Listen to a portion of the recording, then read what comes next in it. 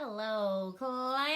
I hope you are enjoying learning about the discovery of what was on the west side of the Appalachian Mountains and the Mississippi River.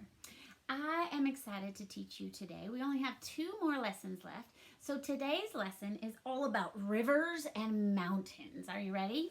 Here we go. The Corps of Discovery had now been on their journey for over a year. The explorers were very good friends with one another and had learned to depend on one another. One day, John Shields and George Shannon went ahead of the others in a pirogue. John Shields was the blacksmith, and he knew his way around outdoors. George Shannon was smart and friendly. Shields and Shannon paddled up the river, talking over the exciting events they had gone through so far. "Well," Private Shannon said, "no one can complain that this has been dull." Dull means boring. No sooner were those words out of his mouth than the tip of their pirogue came around a bend in the river, and they saw a sight that caused them to stop paddling for a moment. I think it's not going to be very dull for long. Up ahead, the Missouri River split into 2 wide rivers. One of the 2 rivers was the Missouri, and the other was not. It was impossible to tell which one was the Missouri River. "Which river is the Missouri?" "Which river is the Missouri?" Shannon asked. "The Missouri River is the one the captains think can carry us farthest west." "I don't know," Shields replied, "and I don't think the captains will know either. We've passed the part of the river our Native American..." Why am I turning the page? What? "We've passed the part of the river our Native American friends told us about, and none of us has seen this part of the country before." Soon the other boats arrived. Going ashore, Lewis and Clark walked ahead and inspected the 2 rivers. Clark said, if we take the wrong river, it may turn too cold for us to travel by the time we are ready to start from here again." So what is the problem that they came across? There's 2 ways to go in this river, and one way is the right way, which will take them further, and one could be not a good way, a cold way. Now here's what they're talking about here, this Missouri River. So if you look at our map of the United States, here are those Appalachian Mountains that they crossed over from the original 13 colonies. They crossed over into Kentucky, and they had some homes there. New Orleans is down here, and all this orange part is what was America before Emperor Napoleon sold them that Louisiana Purchase. And all over here is the rest of it that they're exploring. Now here's the Missouri River, and they're trying to figure out the right way. Let's keep going. The Native Americans told them that the Missouri River ended in the Rocky Mountains. Lewis and Clark knew that they would have to travel by land instead of by water to cross the mountains. Since they wouldn't be able to cross the mountains on a river, that meant there was no all-water route to the Pacific Ocean. So that means there's no way you can start here or here and get all the way to the Pacific Ocean by water.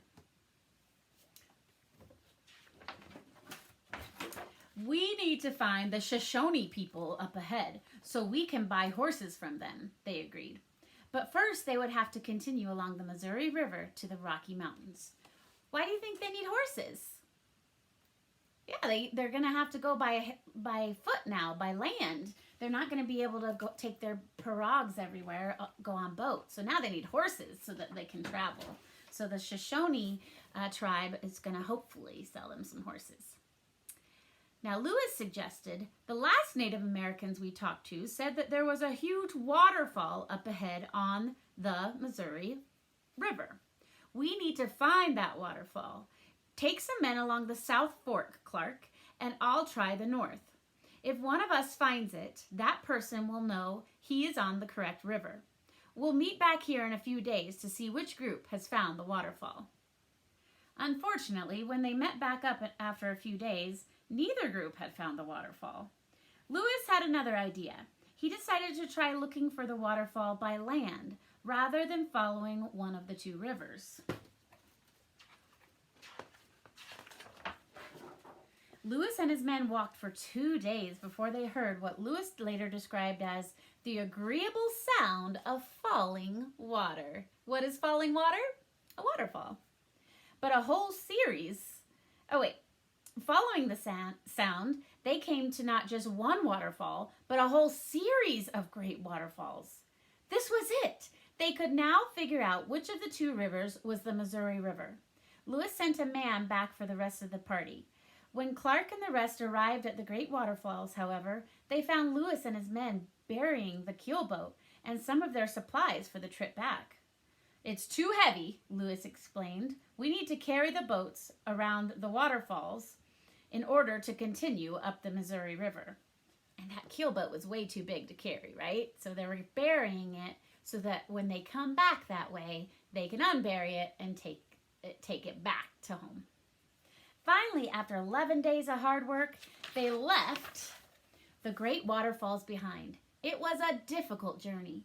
The river was becoming harder to follow as it narrowed and filled with rocks.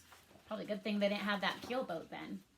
On the other hand, Sacagawea was closer to the area where she had lived with the Shoshone.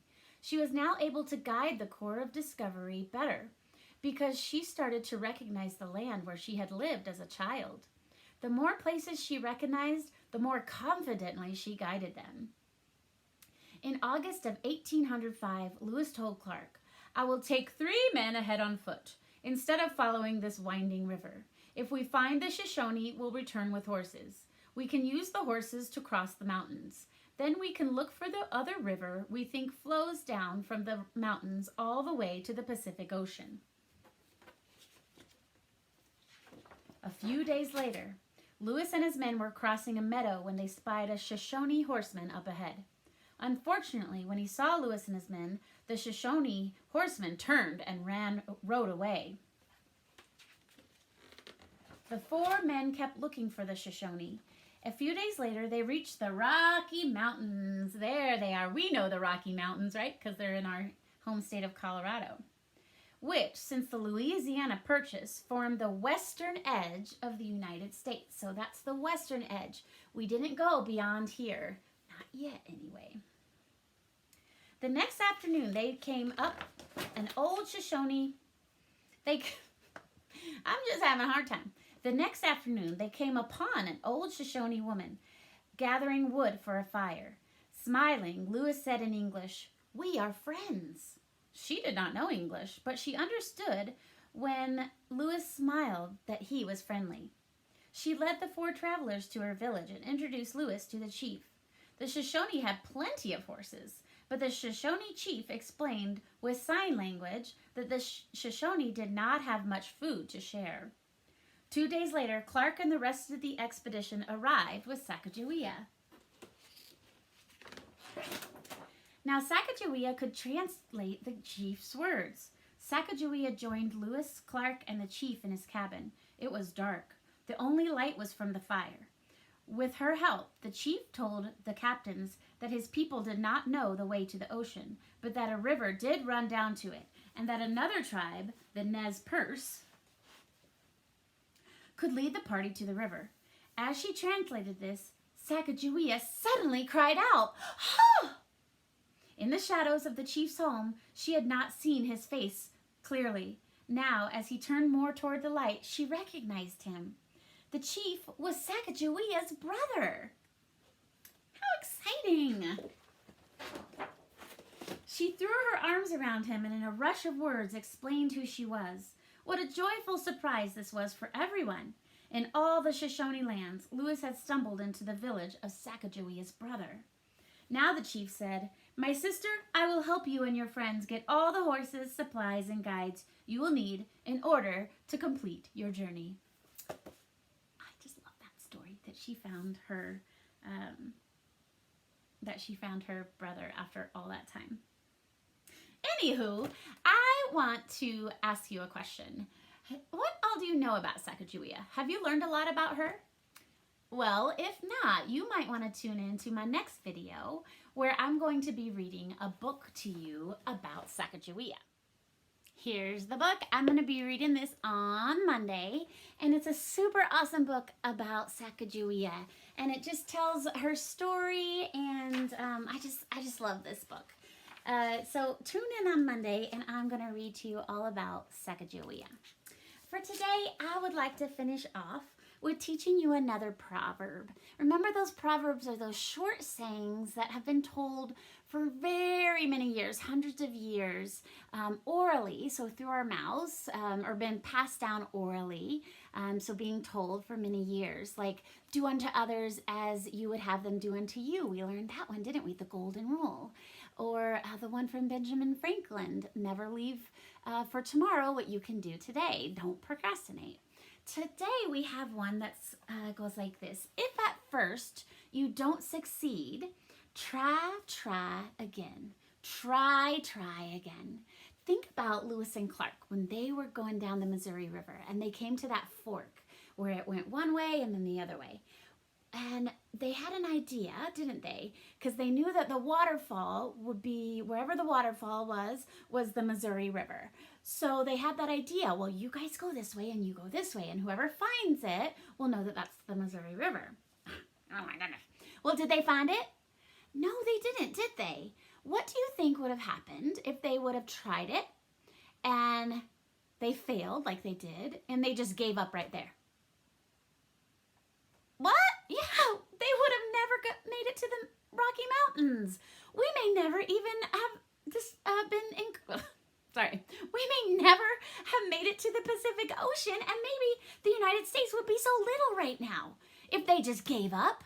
No, they had to try again, didn't they? And they did try again. They came up with different ideas, and they tried. They went by land, and they found the waterfall. Amazing. So we can think of it the same in our lives. We need to think about things that we try in terms of Lewis and Clark. And what if they would have given up? And we need to never, ever give up. We can think about it for things at school, like math and reading. Oh, I just can't add tens to more tens. I just can't. Don't give up. You gotta try again. Nobody's successful at things the first time around. You gotta try again. Like Max, when we got a trampoline for him a couple months ago, and he was trying to do a backflip, and he couldn't do it. And he was like, I give up. I'm not gonna do this anymore. And I'm like, Max, if you give up now, you'll never do it. But if you try again, you'll eventually get it, and you'll be awesome. And what do you know? Now he can do backflip just like that. He's amazing because he didn't give up. He tried, and he tried again until he got it. So I would like you guys to think of a time when you tried again. I know, like Miss Caroline, last week, she tried on her math facts quiz, and she passed it. She passed the 6s, and then she passed the 7s. Just like you guys. You guys don't always pass your math facts quiz, do you? Some of you get stopped up on the 2s or the 3s, and you keep practicing, and then you pass it. So I want you to think of a time like that. It can be at home, or it can be at school, or around school work. And in your core folder, you're going to get out, I already had it. In your, let's just rewind that, pretend that didn't happen. Here we go. In your core folder, open it up and pull this page out. And you're gonna write your name, and then you're going to draw me a picture of a time when you tried something and you failed. You didn't do it right, but you kept trying and you got it. Like flips on a trampoline, or math homework, or reading and writing, or anything like gardening, or chalk drawings, or anything that you can think of. Just think of a really great one and draw me a picture to where I can look at that picture and know exactly what you're talking about. I cannot wait to see your pictures, and I will see you later, my little explorers. I can't wait to read Sacagawea to you on Monday. Bye, y'all.